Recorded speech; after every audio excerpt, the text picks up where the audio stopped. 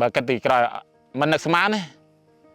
ហ្នឹងហើយផ្លេចខ្លួនមិននឹកស្មានថាខ្លួនឯងធ្វើផ្ទះបានធ្វើផ្ទះដូចរស់នៅសប្តាហ៍ថ្ងៃពីមុនផ្ទះខ្ទមនេះប្រក់ស្បូវការជាមួយប្រពន្ធហ្នឹង2000 2001 2002នៅព្រៃនៅឡើយខ្ញុំឈ្មោះម៉ាលីគីមបាទជាកសិករនៅភូមិពូលុខុំប៊ូស្រាស្រុកពេជ្រចិនដាជនជាតិដើមភាគតិចប៉ុណ្ណឹងខ្ញុំកើតនៅនឹងហ្មងឥឡូវអាយុប្រហែលជា45ហើយគ្រួសារខ្ញុំទាំងអស់7នាក់តែកូន5កូនបងគេនឹងរៀននៅភ្នំពេញគ្រប់គ្រងហិរញ្ញវត្ថុការខ្ញុំមាន3កន្លែងសរុបទាំងអស់ប្រហែលជា10ហិកតាអីឬមួយក៏12អីប៉ុណ្ណឹងសំខាន់គឺកាហ្វេហើយទី2កៅស៊ូទី3ហ្នឹងដាំម្រេចកាហ្វេខ្ញុំអត់គិតហិកតាតែចំនួនដើមទាំងតូចទាំងធំហ្នឹងគឺ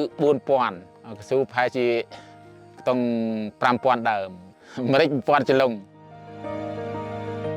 ខ្ញុំឆ្លាញ់ជាងគេទី1គឺកាហ្វេទី2គឺកៅស៊ូពេលស្រួលថែគាត់យើងតុបតែងមេឃ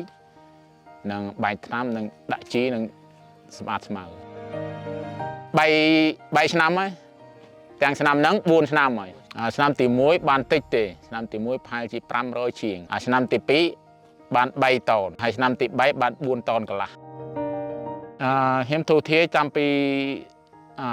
ដាំកាហ្វេហ្នឹងពីដើមអត់សូវមានទីផ្សារអញ្ចឹងដល់មានទីផ្សារយើងបានសល់លុយ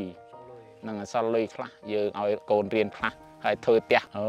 គ្រួសារខ្ញុំទាំងប៉ុនទាំងអីស្បែកចិត្តដោយសារតែយើងខំប្រឹងដាំនឹងផងដាំកៅស៊ូផងវាជួយគ្នាទៅវិញទៅមកគាត់ LOLC តាមរយៈបងប្អូននៅក្នុងភូមិដែរគេប្រាប់ថាងាយស្រួលនឹងយើងខ្ចីនឹងទាន់ចិត្តកម្ចីហ្នឹងខ្ញុំបានទិញដីទៅគេនៅអូតូហ្នឹងហើយដាំកៅស៊ូពេញអស់សល់ពីហ្នឹងខ្ញុំបក់ទៅកាហ្វេហើយថែមដាំពីលើនឹងទៀតពេលដាំលើនេះខ្ញុំនិយាយជាមួយប្រពន្ធបើសិនជាយើងអត់ខ្ចីអត់កើតទេសម្រាប់ខ្ញុំសប្បាយចិត្តបាទព្រោះដោយសារតែយើងលទ្ធផលយើងធ្វើខ្លួនឯងដាំដុះខ្លួនឯងមកលើប្រទេសខ្មែរយើងដាំអីក៏មានទីផ្សារអញ្ចឹងបើសិនជាយើងខ្វះនេះយើងរកដើម្បីឲ្យគេជួយយើងអ្នកភូមិគេសួរខ្ញុំអញ្ចឹងដែរហើយគាត់ខ្ចីគេធ្វើដូចធ្វើមិនដឹងដេកធម្មតាទៅចកាធម្មតាហើយគាត់រកអីបានសងគេខ្ញុំថាអត់បើសិនជាខ្ចីគេហើយបើសិនជាផៃរហូតខ្លាចរហូតអញ្ចឹងយើងរកទៅណាមិនតែខ្ញុំខ្ចីខ្ញុំមានត្រៀមទុកខ្ញុំរៀបចំខ្លួនឯងអញ្ចឹង